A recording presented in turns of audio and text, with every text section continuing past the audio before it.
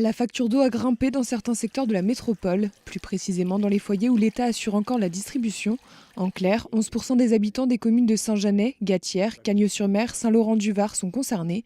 Une hausse de 84% des charges de la société du canal Rive Droite gérée par l'État.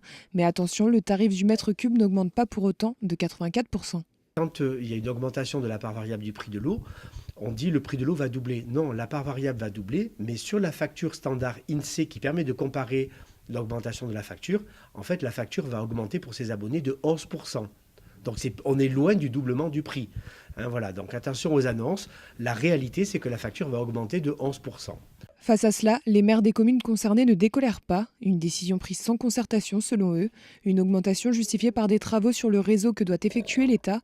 Réseau que la métropole doit reprendre en gestion à partir de 2020, ce qui est déjà le cas sur le reste du territoire. La demande de Christian Estrosi et la demande des maires de ces communes, c'est d'abord, c'est pas normal que cette augmentation soit appliquée sans que nous ayons été consultés, sans qu'on ait pu donner notre avis. Et deuxièmement, il n'est pas question que, compte tenu de l'état de délabrement de ce réseau, la métropole accepte d'en assurer la responsabilité à partir du 1er janvier 2020.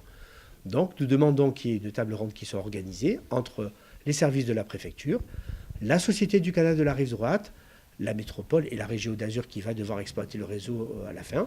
La métropole attend désormais une réponse des services préfectoraux, mais l'augmentation des charges n'est pas susceptible d'être annulée.